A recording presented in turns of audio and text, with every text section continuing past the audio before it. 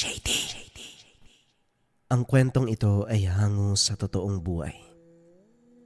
Mula ito sa isa nating kabayan na itago na lamang natin sa pangalang Jeffrey. Taong 1990, Cebu.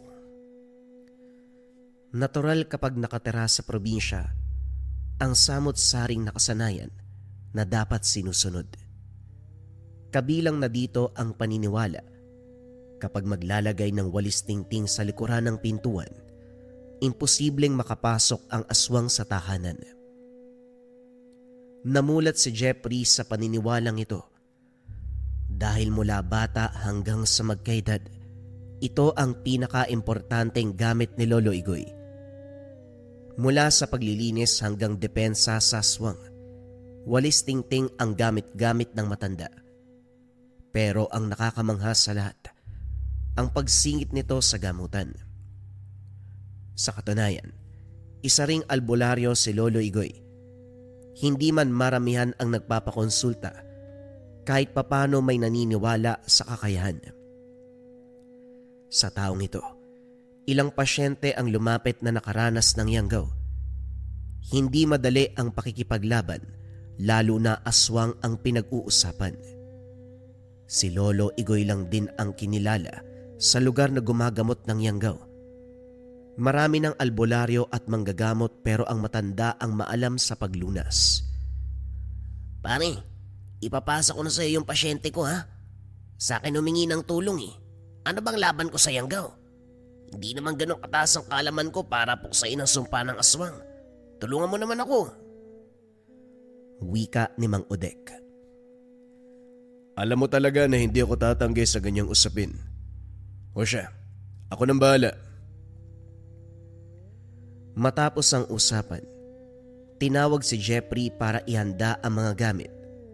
Dadayo sa kabilang bayan para gamutin ang pasyente. Kagaya ng nakasanayang dalahin, bayong na pinaglagyan ng mga kagamitan at walis tingting. Tahimik na sumunod sa naunang matanda. Mabilis ang lakad pero naalerto nang umatungal bigla. Kapag ganito na ang kilos, aasahan na may nagpaparamdam. Bagyang lumapit ang binata, kinilabutan na rin sa paligid. Kasalukuyang sumusot sa daan na nasa kalagitnaan ng kakahuyan. Bawat kaluskos na papalingon, pero kaagad nagbigay ng babala si Lolo Igoy. Huwag mong pansinin. Diretsong tingin. Diyan nadadali ang karamihan dahil binibigyan pa ng atensyon eh. Hayaan mo lang ang mga yan. Lalong kinilabutan ng sabihing mga. Ibig sabihin, marami sila. Naalala ang nakaraang engkwentro kung saan nakasalubong ng ilang halimaw. Gayunpaman, medyo kampante na hindi mangyayari ang kaganapan dahil terik pa ang araw. Para sa binata, walang aswang na maglalakas loob umatake sa ganitong oras. Pagdating sa tahanan ng pasyente, sumalubong ang may edad na lalaki. Nagpakilalang ama ng biktima. Nang masilayan, napailing na lamang si Lolo Igoy. Nakagapos sa higaan ang binata. Naglalaway. Blanko ang isipan. Nangangamoy langis ang katawan. Kinausap muna ang ama para malaman ang mga detalye. Pagkatapos nagintay ng tamang oras para sa gagawing ritual. Saktong takip silim ng simulan. Nagpausok sa paligid. Nag-orasyon si Lolo Igoy. Walang ano-ano. Hinampas ng walis tingting ang mismong biktima. Humiyaw ng napakalakas at nagwala. Sa reaksyon pa lamang, masasabi ng nasasaktan. Inulit pa ang paggampas hanggang sa naduwal. Muling sumambit ng kataga. Inihip sa binata. Maya-maya pa sunod-sunod ang pagduwal hanggang sa merong iniluwa. Isang sisiw na kulay itim. Dali-daling tinali at pinuksa sa pamamagitan ng paglublob sa langis. Siniliban pagkatapos. Maya-maya pa ay nawalan ng malay ang biktima. Hayaan nating magpahinga ang bata. Hindi madali ang pinagdaanan niya. Kailangan maibalik ang lakas. Mag-iiwan ako ng gamot para may mainom siya sa susunod na mga araw. Dadalaw ako makalipas ang linggo para sa pagsusuri. At sa... Natigilan si Lolo Igoy nang may mapansin. Binuksan ang bintana. Dumako ang tingin sa partikular na bahagi. Hindi na abot doon ang liwanag ng solo. Pero para sa matanda, malinaw na nakikita ang nagtatagong halimaw. Dali-daling binitbit ang walis tingting. Pababa pa lamang ng hagdan bumibigkas na ng orasyon. Pagdating sa madilim na bahagi, maririnig ang paghataw ng walis. Sinundan ng mahinang angil. Maya-maya pa ay natahimik. Bumalik si Lolo Igoy na parang walang nangyari. Bago nilisan ang lugar, binalaan ang ama ng pasyente tungkol sa umaaligid na nilalang. Pagkatapos sa pasyenteng yanggaw, dinaanan ang kakilala. Doon nagpalipas ng gabi. Sa kalagitnaan ng pagtulog ay bumangon si Jeffrey. Dito napansin ang kaluskos sa labas. Baliwala, pero ang mahinang kaluskos, nauwi sa pag-angil at kalmot sa bubong. Walang pagdadalawang isip na ginising si Lolo Igoy. Naintindihan kagad ng matanda. Pero sa pagkakataong ito, salita lamang ang ginamit. Huwag kang magkakamali. Kilala kita. Kung gusto mo talaga ng gulo, magpatuloy ka dyan. Sinasabi ko, hindi kita bubuhayin. Kung mauunawaan mo ang punto ko, malaya kang umalis at hindi kita hahabulin. Sige, mamili ka. Lumakas ang angil. Tumindi ang kalabog sa labas. Naganda si Lolo Igoy pero sa kabutiang palad, kusang tumigil ang halimaw. Napailing na lamang ang matanda. Sinabihan ang lahat na bumalik sa pagtulog. Kinaumagahan habang nagsasalo sapag, may matandang lalaki na biglang lumapit. Nakadungaw sa bintana, diretso ang tingin kay Lolo Igoy. Magandang araw, pare. Sino sila? Anong may tutulong namin? Tanong ni Mang Karyon. Pinukaw ang atensyon ng matanda, pero kay Lolo Igoy ito nakatingin. Ikaw si Igoy, tama. Tulungan mo ang apo ko. Dinukot siya. Hindi ko kilala kung sino sila, pero sigurado kong may lahing aswang. Pakiusap. Wala na ako ibang malalapitan kung hindi ikaw lang. Natigil ang agahan. Ito ang inasikaso ni Lolo Igoy. Kinausap ang matanda. Nakinig sa pagsalaysay sa kaganapan. Nang magkalinawan, kagad sumama pabalik sa tahanan nito. Sinuri ang paligid. Kinausap ang mga kapitbahay sa nakitang pangyayari. Ang sabi naglalaro lamang ang mga bata nang biglang may lumapit na kalalakihan. Kampante nung una dahil nakipag-usap, namigay pa ng pagkain, nakipaglaro. Makaraan ng ilang sandali, nagulantang ang lahat sa sigawan at takbuhan ng mga kabataan. Nakatakas ang karamihan, dinukot ang iilan. Naidulog sa otoridad ang pangyayari pero para kay Mang Karyon, walang magagawa ang pulisya. Dahil ang mga ito may lahing aswang. Siguradong sigurado ang matanda. Pinanghawakan ang paniniwala. Mahihirapan tayong hanapin dahil kahit saang banda, wala namang naiwang bakas. Huwag ka mag-alala. Gagawa natin ang paraan.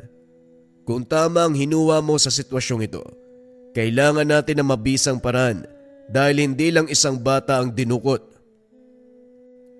Nakikiusap ako. Gawin mo ang lahat para mahanap ang mga bata. Ang apo ko, nasawi ang mga magulang doon dahil na rin sa aswang. Tapos ngayon ang bata naman. Kawawa naman. O siya, kailangan na naming umalis. Magpatuloy ka rin sa pagmamasid sa lugar. Ano man ang mapansin, sabihin mo kagad sa akin. Gagawin ko ang lahat sa abot ng aking makakaya. Pagdating ng tahanan, parehong kaso ang sumalubong. Sumadya ang kakilala na nagmula sa kanilang bayan. Dinulog ang balita kay Lolo Igoy. Umaasa na makakakuha ng tulong. Maya-maya pa may dumating na naman. Ganon din ang problema. Napailing na lamang, hindi na sana ganito kaseryoso ang pangyayari. Iba-iba man ang lugar na inatake, masasabing iisang grupo ang kalaban. Pandurukot ng kabataan ang punto. Hindi direktang nangako dahil kahit si Lolo Igoy, hindi sigurado kung malulutas ang problema. Ang hawak niya lamang ay ang sinabi ng pamilya. Pagsapit ng hapon, tinulungan ang lolo sa paghagilap ng halamang gamot. Nauna sa pag-uwi si Lolo Igoy. Naiwan sa gubat si Jeffrey. Tutok ang atensyon sa paghimay ng dahon hanggang sa naagaw ang pansin. Mula sa tahanan maririnig ang pag-angil. Inihanda ng binata ang patalim. Dahan-dahang lumapit sa kinaroroonan.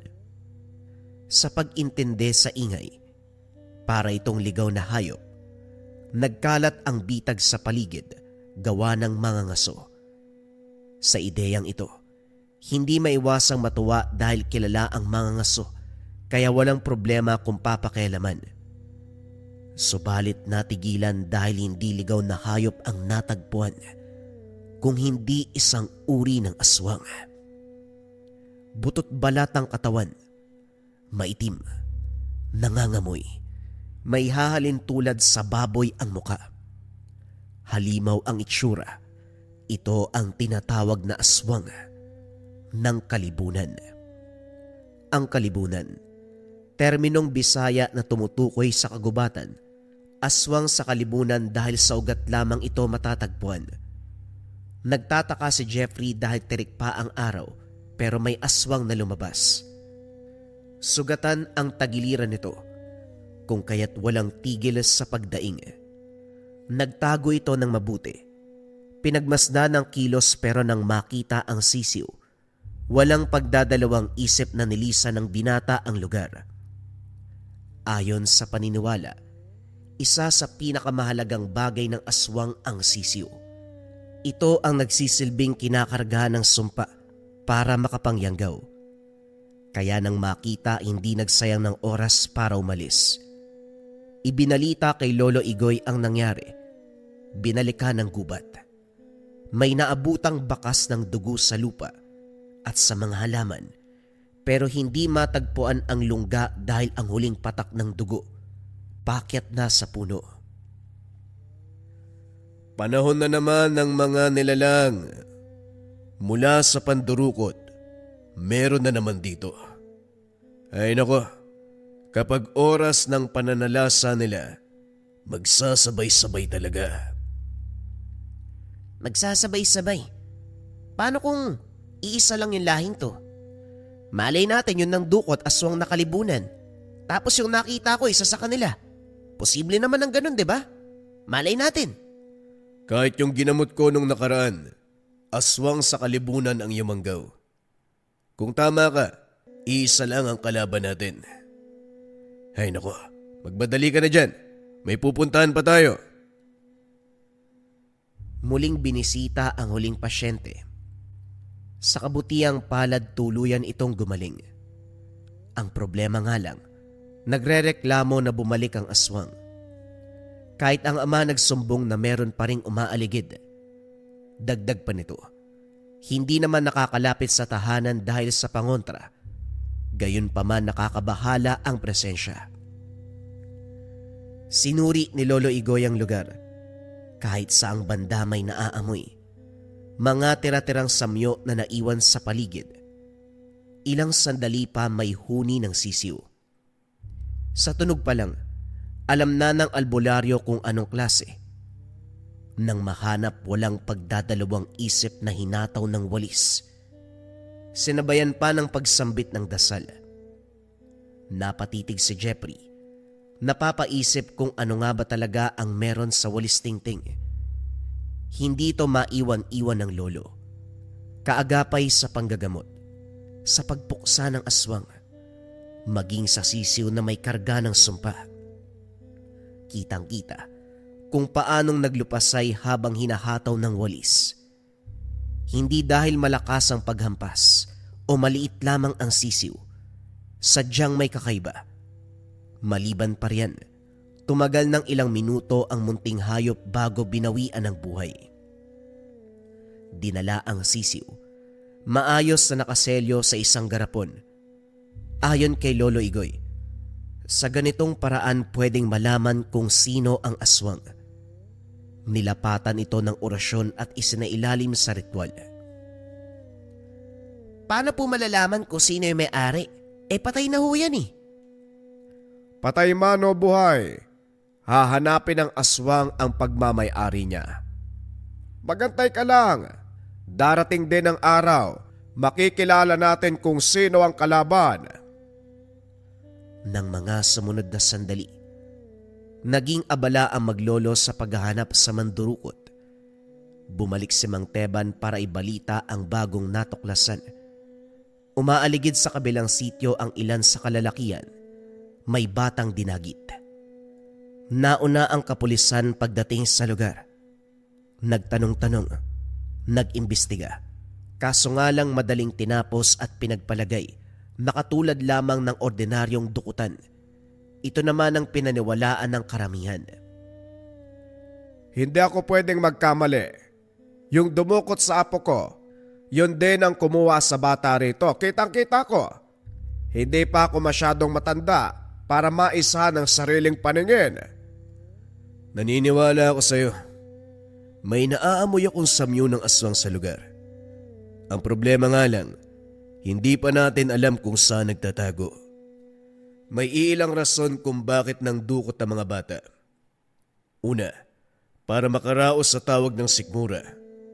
Pangalawa, para yang gawin upang magparami ng lahi. Nakailang pangako ka na, Igoy. Ang sabi mo gagawa ng paraan. Pero bakit hanggang ngayon wala ka namang ginagawa? Matyagang paghihintay ang hihilingin ko, pare. Pasensya ka na. Napabuntong hininga si Lolo Igoy. Nahimigan ang pagdududa ng matanda. Para makaiwas sa anumang sagutan, nagmamadali na lamang sa pag-alis. Huminto sa tabi ng daan. Napapaisip kung paano hagilapin ang kalaban. Si Jeffrey naman, nagmasid muna sa paligid. Hindi nagtagal nasipat ang kalalakian. Natunugan ng binata dahil nang mapatingin kay Lolo Igoy. Biglang nagbago ang kilos nila. Ang mabilisang pagakbang ay bumagal. Natigil ang daldalan. Nagdadalawang isip pang dumaan sa tapat ng kinalalagyan. Lumagpas ang mga ito. Pero nang tumapat, napalingon si Lolo Igoy. Magandang hapon sa inyo, mga iho. May tatanong lang sana. Pwede ba kayo makausap kahit ilang minuto? Natigilan ang mga ito. Ni hindi nag-abalang tumingin. Naghintay si Lolo Igoy pero imbis sa paunlakan, kanya-kanya sa pagtakbo. Dito naghinala pero walang nagawa ng maglaho. Hindi na rin nagabala sa paghabol. Umuwi na para isagawa ang kasunod na hakbang sa nahuling sisiw. Nilapatan ng orasyon. Makalipas ang ilang sandali, nagbalik buhay. Mahaba-habang dasal ang kinarga. Pinakawalan at hinayaang maglakbay. Patuloy sa pagriritual si Lolo Igoy sa buong maghapon. At sa pagsapit ng gabi, nagulantang si Jeffrey nang bumalik ang sisiw. Sa pagkakataong ito, may nakasunod na aswang. Otomatikong kumilos si Lolo Igoy. Nilapatan ng orasyon ang walis tingting. Sinabuyan ng langis. Walang ano-ano hinataw ang aswang. Hindi pinatay. Ginawang bihag. Sa napapansin ni Jeffrey, nasa ilalim ng orasyon ni Lolo Igoy ang halimaw. Ano man ang tanong nito, kagad na sinasagot. Hindi naglaon binunyag ang tungkol sa pagkatao. Dito na rin natunton ang kinaroroonan ng mga batang dinukot. Habang pinuntahan ng matanda, si Jeffrey ang naiwan sa aswang. Anyong tao naman, kaso nga lang hindi pa rin maiwasang matakot. Huwag ka matakot sa akin. Nakikita mo naman, di ba?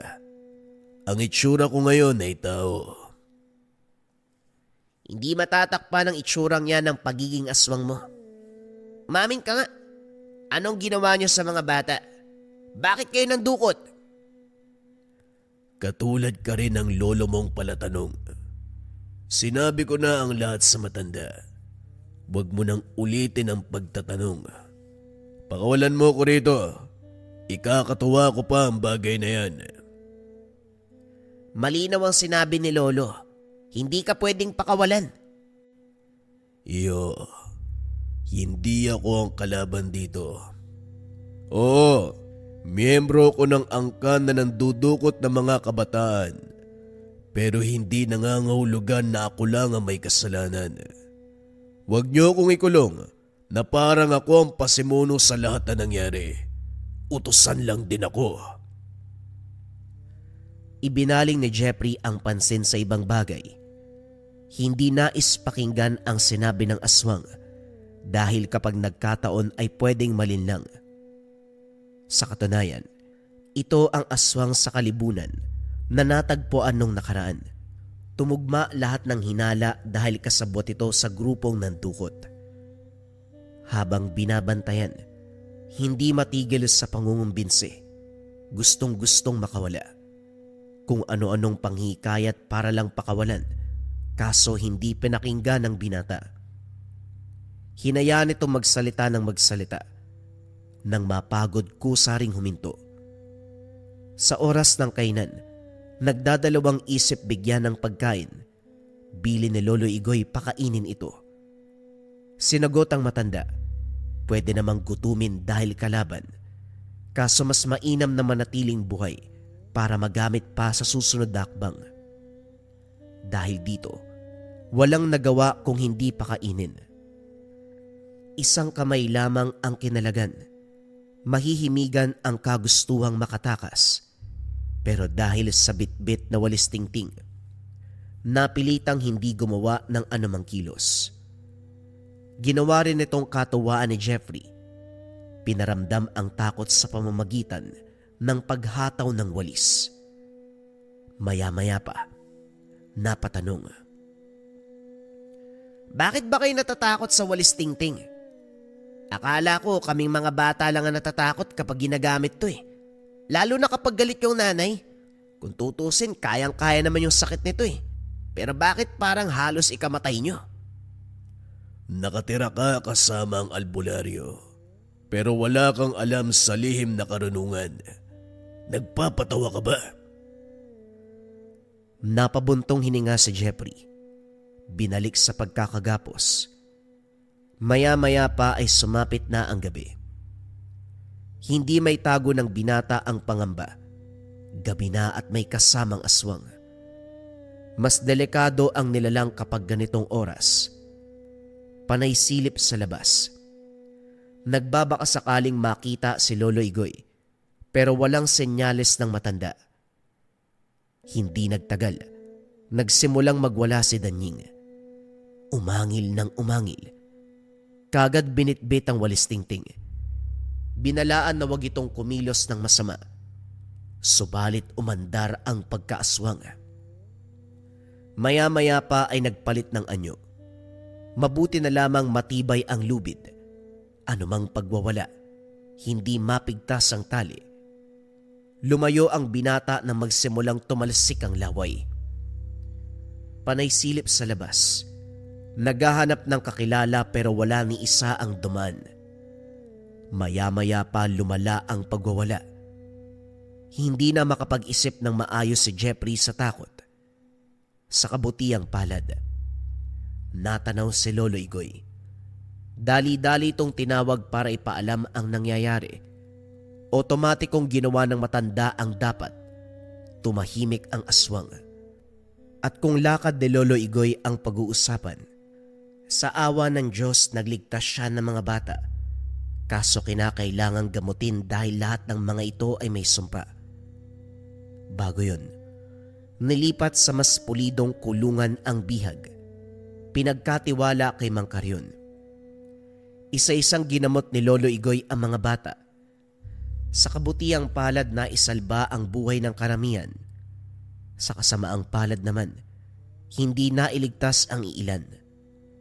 Nasawi matapos sinubukang lumaban, bangkay na ng maabutan. Inilihim din muna sa lahat lalo na sa pamilya ng mga biktima para maiwasan ang anumang hindi pagkakaunawaan. Lalo pa hindi naniwala ang mga ito na aswang ang dumukot sa mga bata. Lumipas ang ilang araw nang masiguradong ligtas na sa sumpa ang lahat, saka lang pinauwi. Bago yun, nilapatan ng orasyon para makalimutan ang lahat ng kaganapan, lalo na sa pagliligtas at panggagamot ng matanda. Pagkatapos sa mga kabataan, bihag naman ang inasikaso. Nakalaban ko ang iilan sa kauri mo, pero marami ang nakatakas sa kanila. Ilan ba kayong umaligid sa lugar? Ano ba talaga ang plano nyo? Nakita mo naman sila. Bakit mo pa ako kinakausap? Kagaya ng sinabi ko sa apo mo, utusan lang din ako. Kung may dapat bang managot dito, si Pedring yun. Pinutol kagad ni Danying nang masabi ang lahing hindi dapat. Hindi nakaligtas sa usisa ni Lolo Igoy. Walang nagawa kung hindi aminin ang katotohanan. Habang nakikinig, hindi makapaniwala si Jeffrey na parang sindikato lang ang galawan ng mga ito. Nagpaplano ng pangdurukot para maparami ang lahi. Ang iba sa biktima ay kinakain ng laman. Ang tira ng katawan ay napunta sa hukay. Sinusunog para walang ebidensya o hindi kaya binibigay sa kapwa aswang na kumakain ng ibang parte. Masyadong brutal kung papakinggan, pero ito mismo ang kinumpisal ng aswang. Bihag pa rin si Danying, walang balak na pakawalan. Bantay sarado ni Mang Karyon habang si Lolo Igoy abala sa paghahanap sa kasama nitong nakatakas. Ang mga gubat sa malapit ay tinaniman ng pangontra. Hindi naglaon may nagkamali. Nadagdagan ang proseso. Makikita sa reaksyon ni Danying na kilala ang bagong bihag. May palim na senyas pero kagad naintindihan ni Lolo Igoy. Nang usisain walang nagawa kung hindi magsalita. Ang plano ng grupo lisanin ang lugar bago mabisto. Lumuwas sa ibang lugar. Pero itong si Lito, hinanap ang kapatid. Walang iba kung hindi si Danying. Pare, tatapatin kita. Kahit mababang uri ang mga yan, hindi maikakaila ang lakas. Alam mo rin, isa kong ordinaryong tao na babahala sa mangyayari. Sa tingin mo ba papabayaan kita? Naisip ko na ang sitwasyon mo bago ko dalhin ang mga yan. Ipapakiusap ko lang na bantayan mo muna habang hindi ko pa nahanap ang iba. Balak mo bang hulihin ang lahat? Saan mo naman ilalagay? Dalawa pa nga lang yan, natatakot na ako eh. Paano kung malaman ng mga kapitbahay? Pag inalaan pa ako. Alam mo naman, hindi naniniwala ang mga yan sa aswang-aswang. Naisip ko na rin yan. Nilapatan ko ng sabulag ang tahanan, kaya kahit ano pang sigaw o pag-angil, walang makakarinig. Sa tahanan nito nagpalipas ng gabi. Maya-maya pa dumating si Mang Teban. Nagdala ng lambanog bilang pasasalamat sa pagligtas sa apo. Nagtaka si Lolo Igoy dahil sa pagkakatanda. Nilapatan ng orasyon ang mga bata para walang maalala. Sino pa nga bang makakatulong kapag ganito na ang usapin? Alam mong ikaw yon, paring Igoy. Pero maiba ko. Halina muna kayo. Mag-inuman tayo. Isinantabi ang problema. Ginugol ang oras sa pagsasaya. Tagay ng tagay ang matatanda. Samantalang tahimik naman na nakaiga si Jeffrey. Hindi magawang matulog sa ingay ng mga lasing. Hindi naglaon lumikha ng ingay ang silong. May tagong kwarto kung saan nakakulong ang mga aswang. Binitbit ang walis tingting. Nagmamadali sa pagbaba. Naabutan ang mga ito na nagwawala. Kaagad tumahimik ng masilayan ang walis tingting. Kaunti na lang ang kulang, papatayin talaga kita. Naiinis na ako sa walis na yan eh. Ikaw ka mong wawalisin ko. Isang ingay nyo pa. Hahatawin ko kayo nito. Kung gusto nyong mabuhay, manahimik kayo. Wala namang balak si Lolo na ikulong kayo dito habang buhay eh. Papakawalan din kayo. Hindi sumasagot ang mga ito. Pero makikita sa muka na nabuhayan ng pag-asa. Kinabukasan dumayo sa bayan para mamili ng langis. Kinuha lamang ito ni Lolo Igoy sa kakilalang albularyo. Mas mabisa ang gamit nito kung kaya't nakikisuyo. Hindi pera ang binayad kung hindi mangalikang gamot. Habang abala sa pakikipag-usap, sinamantala ni Jeffrey ang pagkakataon. Naglakbay sa kabaan ng perya. Napako ang tingin sa kumpulan ng mga bata. Dinumog ang palabunutan. Iba't ibang kulay ng sisiw ang umiingganyo sa mga paslit. Napailing si Jeffrey dahil naalala ang itim na sisiw na merong kargang sumpa. Kagad winaksi. Nagpatuloy sa paglalakad pero sa hindi malamang dahilan, muli siyang bumalik sa lugar. Nagunahan ang mga bata sa pagbunot. Swerte ang ilan, malas naman ang karamihan. Habang nanonood, pasimpleng nagtanong si Jeffrey. Talaga bang sisiw yan? Baka mamaya may sumpa yan ha? Mga bata pa ang punteriya. Kaawaan mo naman kuya. Hindi malaman ng binata kung saan humugot ng lakas para sabihin ang bagay na ito. Naitikom ang bibig nang tumitig ang lalaki. Pagkuway ngumiti, tinuring na biro ang sinambit. Hindi nagtagal tinigil ng lalaki ang palabunutan. Nagdahilan na lilipat ng pwesto. Hindi to masyadong pinuna ni Jeffrey. Bumalik na rin sa tagpuan nila ni Lolo Igoy. Pagdating siya na lang din ang inaantay ng matanda. Nang lalakad na, natigilan ng napunit ang supot. Kitang-kita nila. Umaapaw ang langis sa biglang kumulo. Nang maunawaan ang nangyayari, nagmamadali silang nagtungo sa perya. Kaso hindi magilap ang lalaking nagpabunot ng sisiw. Umalis na ito sa lugar. Pagbalik ng tahanan, kagad inosisa ang magkapatid na bihag. Si Lito ang kaliwat kanan na tinatanong.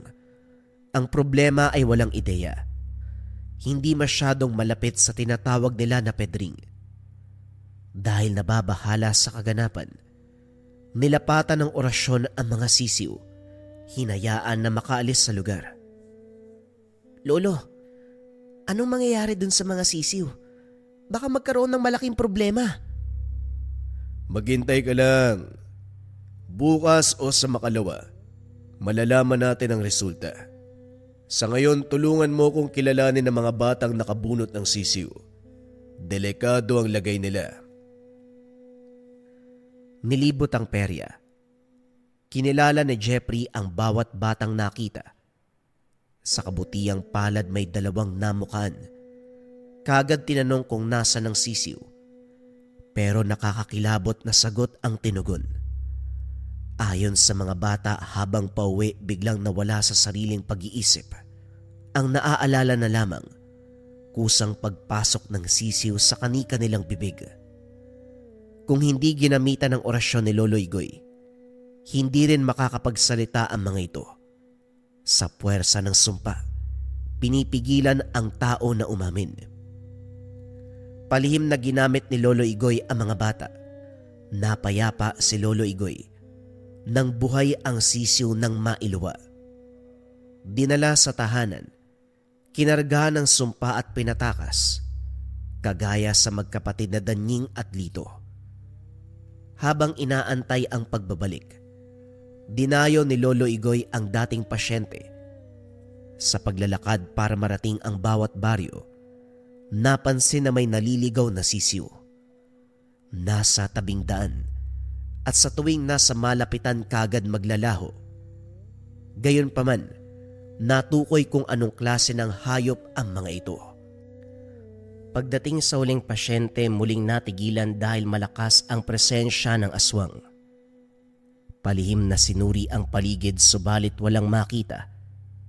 Nagpa siyang magpalipas ng gabi para magkaalaman. Sa kwartong tinutulugan, nakaharap sa malawak na lote ang bintana.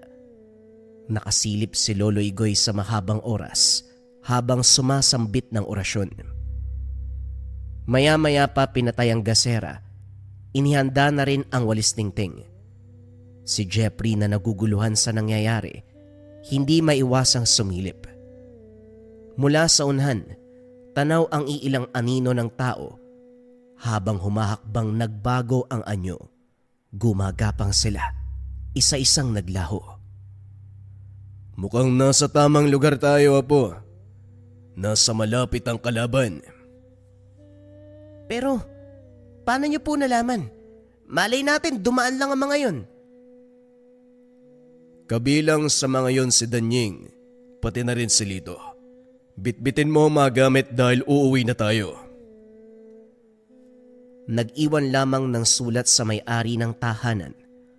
Nagmamadali sa pagbaybay ng daanan ang maglolo. Sa bakuran ng bahay na abutan ang iilan sa mga nilalang. Kasama sina Danying at Lito. Natukoy kagad ni Lolo Igoy ang kaganapan sa lakad ng mga ito sa isang tingin. Maya-maya pa nilapatan ng orasyon at hinataw ng walis tingting. Hindi nagtagal bumulagta ang mga ito. Nagunahan sa pag-agos ang dugo mula sa latay ng walis. Sinama na rin ang magkapatid. Sumunod si Mang Karyon na siyang nagligpit ng mga bangkay. Kinaumagahan umalis si Lolo Igoy. Hindi pinasama si Jeffrey, kaya inabalan na lamang ng binata ang sarili sa pagtulong kay Mang Karyon. Inayos ang libingan. Siniguradong hindi mahahalata ang lugar. Sa kalagitnaan, napansin ang pagbahing ng matanda. May kasamang dugo kaya nabahala.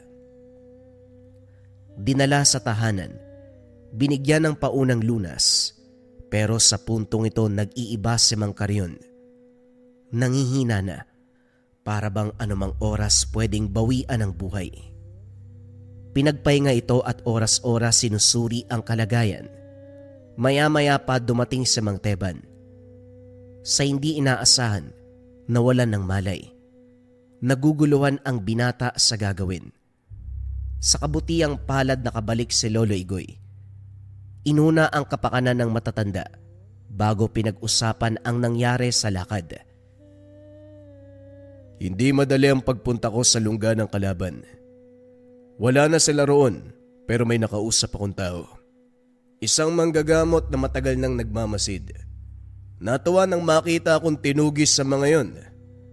May binahagi siya eh. Hindi lang ang mga bata ang niyanggaw ng mga ito. Lumalapit din sa may edad para mawaan. Kakaiba ang pamamaraan dahil idinadaan sa isang sakit. Huwag ka rin sanang mabibigla. Etong si Teban at Karyon, isa sa mga biktima. Sa sobrang abala ko, hindi ko napalaya na pati ang malalapit na kaibigan ay nahawaan na. Hindi naman ginusto ang nangyari, kaya wag niyo pong sisihin ang sarili niyo. Balang araw, mananagot din niyo may pakana ng lahat ng yan. Nang mga sumunod na araw naging abala sa panggagamot si Lolo Igoy. Lahat ng pasyente ay may kinalaman sa pambibiktima ng aswang. May sugatan gawa ng kalmot. May yanggaw. Kabilang na rin dito sina Mang Teban at Mang Karyon. Naguguluhan dahil siguradong naalis ang sumpa sa mga ito, pero bumabalik ang sintomas. Tinignan ko may ibang karamdaman ngunit wala na. 10 oras nang matapos ang panggagamot sa mga pasyente. Hindi magawang makapagpahinga dahil nasa tahanan ni Mang Teban at Mang Karyon. Inihanda ang mga gamot para sa muling pagsusuri. Lumabas sandali para kunin ang iba pang gamit. Pagbalik, laking gulat dahil isa-isang nalagutan ng hininga. Hindi napigilan ang pangyayari. Nahuli si Lolo Igoy. Hinabol ang pinagbula ng mapansin ang bakas sa hangin. Hindi nagtagal nasipat ang isang lalaki. May takip ang muka, kaya hindi namukaan. Nagpakawala ng orasyon si Lolo Igoy. Handa na sanang sumugod kaso umatake ang hindi mabilang ng mga sisiw. Naguguluhan ang matanda kung saan nanggaling. Bigla na lang itong lumitaw. Sa sobrang dami para itong kumpol ng bubuyog. Lumaban si Lolo Igoy pero naging maingat sa bawat galaw. Kaunting mali lang ay pwede siyang mawaan ng sumpa. Sa paglatay ng walis tingting, marami ang bumulagta. Kaso nga lang magbabalik buhay sa kasusugod. Maging ang albularyo natatakot para sa sarili. Hindi na kasi madadaan sa orasyon o hataw ng sandata. Sa kabutiang palad na alerto si Jeffrey sa sigaw ng matanda. Nang makita ang mga sisiw, walang pagdadalawang isip sa pagbitbit ng gasolina. Sinunog ang lugar. Sa awa ng Diyos tumalima sa apoy ang mga nilalang. Nasunog ang iilan pero marami ang nakatakas. Nako, hinay-hinay saboy. Kung makasaboy ng gasolina parang lilitsyonin mo ako Ayos din ang ginawa mo. Naitaboy ang mga peste. Yung lalaki nakita mo ba? Hindi po eh. Sigaw niyo lang ang narinig ko. Kung hindi ko pa nakilala ang boses niyo, hindi ako sasaklolo. Sino po ba ang lalaki? Sino pa nga ba? Ang aswang na amo ng mga sisiw. Sa tagal kong pakikipagsapalaran sa mga aswang, ngayon lang nakasalubong ng ganito. Sobrang dami ng sisiw ng lalaking yun. Nga ho pala. Sina Mang Teban at Mang Karyon. Hindi na po gumalaw. Naalala ni Igoy ang mga kaibigan ng banggitin ni Jeffrey. Nagmamadali sa pag-uwi ang dalawa. Walang nagawa. Sumakabilang buhay na ang mga ito. Naasikaso kagad ang mga katawan, kaya sinagawa na ang lamay. Habang nakatitig sa mga kabaong, lumapit ang apo ni Mang Teban. Ito ang bata na dating dinukot. Hindi inasahang makakakuha ng impormasyon sa paslit. Ang sabi niya bago magkaganon ang matanda, may nakausap itong lalaki. Sa kabila ng takip sa muka, nakilala pa rin. Ito ang nakita doon sa lugar kung saan dinala matapos madukot. Dagdag pa ng bata, marami sila. Tinakot ang lahat na gagawing halimaw. Hindi ito napansin ni Lolo Igoy nung unang pumunta sa lugar dahil nagsimula kagad ang labanan nang makita siya ng mga aswang. Sa parte naman ni Mang Karyon, walang nakapagsabi dahil wala itong pamilya. Ang napansin na lamang ni Jeffrey ang pinagbatayan. Bumalik ang maglolo sa kabilang bayan, nakiusap sa kakilala na doon magpalipas ng gabi. Ito ang lugar kung saan nasipat sina Danying at Lito. Habang nag-aantay, naunawaan ng may-ari ng bahay ang kilos, kaya naman ito na mismo ang nagsabi. Lolo Igoy, matagal na po tayo magkakilala. Ilang ulit na rin po kayong dumalaw dito sa amin kaya kahit papano, nakabisado ko na ang kilos nyo. Sa galaw nyong yan, masasabi ko may hinahanap kayo. Tungkol po ba ito sa aswang na dumudukot ang mga bata? Tama ka, Byron. Paano mo nalaman? May nakuha na ba sa lugar na ito? Wala po. Hindi naman nananalo ng kapitbahay ang mga aswang Pasensya na po kayo kung ngayon ko lang sinabi Ayoko mangialam, madadamay ang pamilya ko Kilala ko po si Pedring. Kung narinig niyo ang pangalang yan, siya ang pangulo ng grupo. Bagong lipat nga lang yun dito Pero hindi ko na makita magmula nung nakaraang linggo. Bago tinuro ang tahanan, pinaliwanag ni Byron ang sariling karanasan. Minsan ang nakasalubong pero dahil may takip sa muka, hindi makilala ang itsura. May ilang buwan na ito sa lugar. Sa napapansin ng binata madalas sa gubat at may iba pang kasama. Bukod dito, may namataang sisiw. Minsan sumusunod dito habang naglalakad. Kinalibutan nung una dahil sa mismong harapan ay naglaho. Binaliwala, hindi nakialam sa takot na may mangyaring masama sa sarili at sa pamilya. Naunawaan ni Lolo Igoy ang punto ni Byron. Matapos makapagpasalamat, nagpaalam na rin na lumipat ng ibang tahanan. Hindi nais pang madamay. Habang naghihintay kung kailan magkakatao sa kabilang bahay, napansin ni Jeffrey ang pagiging aligaga ni Lolo Igoy. Garahe ang tinuluyan na maraming nakatambak na galon ng gasolina. Inihahanda ito ng matanda. Binudburan na rin ng langis ang walis tingting. Nilapatan ng dasal. Sumambit ng kargadong proteksyon sa hangin. Lo, paalala lang po Huwag kayo magmamadali sa pagsindi ng posporo. Talagang matutos na tayo dito. Huwag ka mag-alala. Kung may masusunog man, ang kalaban yun. Hindi tayo. Hindi na nakialam si Jeffrey. Masyadong seryoso ang matanda sa mga sumunod na sandali. Ilang sandali pa, umilaw ang kabilang tahanan, pabor sa plano dahil nasa kalagitnaan ng bakanteng lote. Gubat na sa unahan at malayo ang mga bahay. Pasimpleng lumabas si Lolo Igoy. Isa-isang binuhos ang laman ng galon sa daanan. Bumalik ito. Sinimulan ang isang ritual. Katahimikan ang bumalot sa paligid habang abala si Lolo Igoy. Nakatutok naman ang atensyon ni Jeffrey sa kabilang tahanan. Maya-maya pa may dumating na iilang tao. Lumilingon pa bago pumasok. Naalerto ng masipat ang isa. Papalapit sa kinaroroonan nila. Napansin na rin ito ni Lolo Igoy. Pasimpleng pumwesto sa likuran ng pintuan. Nang makapasok, sinakal, idiniin ang walis tingting sa muka. Maya-maya pa ay bumulagta. Nalagutan ng hininga hindi dahil sa pagkakasakal, kung hindi sa walis. Dahil dito natulala na lamang si Jeffrey. Humanda ka dahil hindi magtatagal. Matutunogan ng mga kasamahan ang pagkawala nito. Sa oras na mangyari yun, mapapasabak tayo sa laban. Ito ang sayo. Napatitig si Jeffrey nang mag-abot ng isa pang walis tingting ang matanda.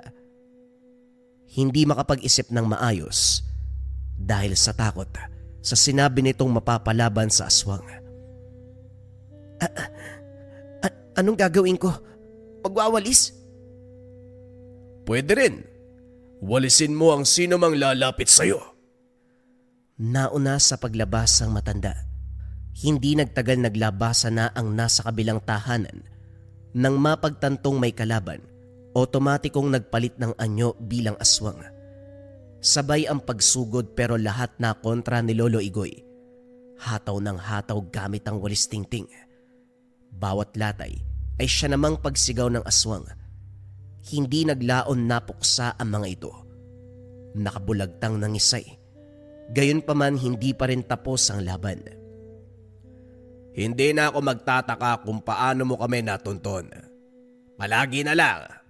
Sa dati kong nilipatan may nanggugulo din na albularyo. Tapos dito meron din ikaw naman. Ang kaibahan nga lang, anting-anting o medalyon ang gamit nila. Pero sa'yo, walis tingting. Kakagaling mo lang siguro sa pagwawalis doon sa barangay, ano? Wika ng lalaki. Nagawa pang kutsain si Lolo Igoy. Tama ka. Nagwalis ako pero hindi daon o dumi. Mga tauhan mong winalis ko. Tignan mo sila, nakabulagta na. Siguradong tatabi ka sa kanila maya-maya lang. Hindi na rin natin papabain dahil ilang araw na akong habol ng habol sa inyo. Umabot na nga siguro ng buwan eh.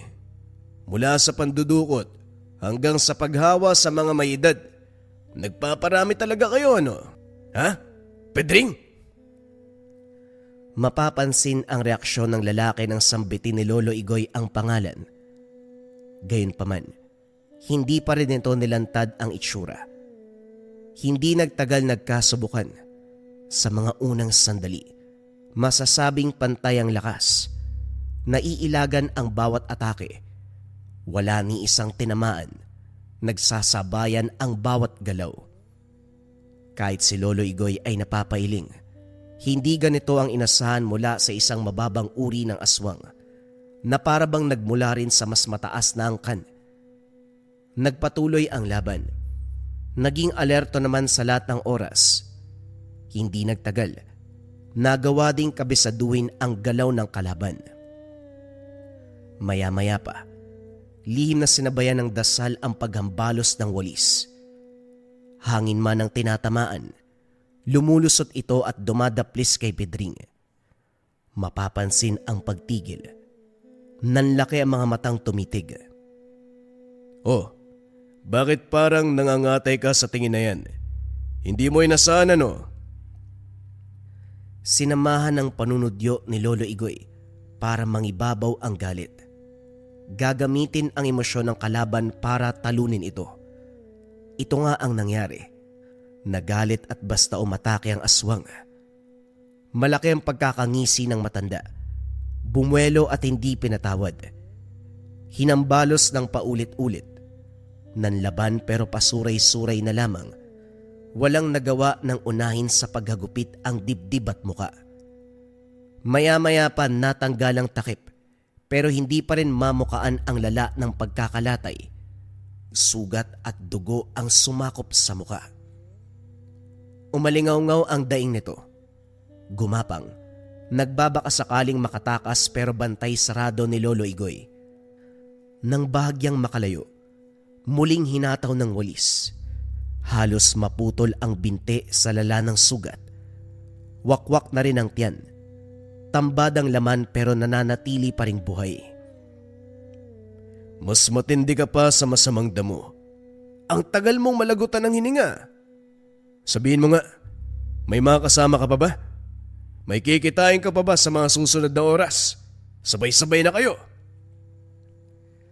Sa kabila ng pagtatanong, hindi na sumagot si Pedring. Nagingalo. Dahan-dahang nalagutan ng buhay. Matapos lapatan ng orasyon, sinimula ng pagsusunog. Sa loob ng garahe sinilaban. Balak pagmukaing aksidente ang nangyari. Habang pinapanood sa malayo, patuloy pa rin sa pagsambit ng orasyon si Lolo Igoy. Matagal na tapos. Namalaya na lamang nagsimula ng sumikat ang araw. Saktong naging abo ang lahat. Pag-uwi ng tahanan, buntong hininga ang pinakawalan ni Lolo Igoy. Nagdarasal habang nakatingala sa langit. Pagkatapos, tuwang-tuwa na pumasok ng bahay. Alam mo, wala akong karapatan dahil namatay si Carrion at Teban. Kaso hindi ko mapigilan dahil sa kabila ng lahat, napuksa na din natin ang aswang. Biruin mo, ang dami na mga yun pero nagawan pa rin ang paraan. Matapang po kasi kay Lolo at isa pa. Hindi lang para sa paglinis sa bakuran ng walis tingting nyo. Nililinis din maging ang nagkalat ng mga aswang. Ganun man karami, naliligpit pa rin. Napakatindi. Kung titignan, ordinaryo lang yung mga yan eh. Ngumiti lang si Lolo Igoy. Pumasok na sa silid. Kahit sa pagpapahinga, dala pa rin ang walis tingting. Nang makapag-isa si Jeffrey, hindi pa rin mawala sa isip ang hiwagang bumabalot sa walis tingting. Marami na ang nangyari. Sa gamutan man o sa pagpuksa ng aswang, ito ang tanging panlaban ng lahat. Magtatanong lang po sana ako pero hindi naman sasagot si Lolo. Hayaan ko na nga lang. Baka balang araw malaman ko rin eh. Ibabalik na lang kita dyan. Alam kong dyan ka kinuha ni Lolo. Kausap ng binata ang walis tingting na inabot ng matanda kanina sa labanan. Ito ang walis na ilang taon nang nakalagay sa likuran ng pintuan na ayon kay Lolo Igoy, walang nilalang na makakapasok. Napatunayan na ang bisa nito. Ilang nilalang at elemento na ang pinatay. Ang isang napakalakas na tangan, ang walis tingting ng albularyo. Kabayan, nangangailangan ka ba ng depensa espiritual o baliksumpa? Narito ang Marahuyo Bracelet from Likha Merchandise. Ito yung pinakasikat na bracelet namin ngayon sa Likha. Pero bakit nga ba sobrang sikat ng Marahuyo? Ang Marahuyo Bracelet ay depensa espiritual. Kontra kulam, barang, tigalpo, palipadangin, usog, o kahit anong masamang uri ng sumpa. At yun nga mga kabayan ko, hindi lang siya natatapos bilang pandepensa espiritual. Narito din yung tinatawag nating rebuelta o baliksumpa. Kung ano yung sumpa na ibinigay sa inyo, ibabalik sa taong nagbigay. Hindi pa rin siya doon nagtatapos mga kabayan ko. Ito yung mga patotoo. Minsan ba nararanasan mo kapag natutulog ka, may mga naggagambala, nagigising ka alas 3 ng madaling araw, or meron ka mga sakit, panghihina ng katawan, sakit ng ulo na hindi nalulunasan ng mga medisina. Marami tayong patotoo sa Marahuyo. Paghawak pa lang nila, naramdaman nila yung kilabot na pakiramdam at nawala yung mga sakit na matagal nang iniinda. Higit sa lahat, nakakatulog ng payapa. At ang pinakasikat na kwento natin mga kabayan, yung mangkukulam na narebuelta. Sa nating kabayan, sinuot niya yung Marahuyo, kinabukasan, na ospital yun ng kukulam sa kanya dahil sa rebuelta. Kung interesado ka sa Marahuyo kabayan, paki-search Likha Merchandise Marahuyo. Kasi marami ng scammers ngayon eh. Make sure dun kayo bibili sa mataas yung ratings, Likha Merchandise at maraming sold. Again, kung interesado ka, i-visit mo lang ang shop ng Likha Merchandise Marahuyo.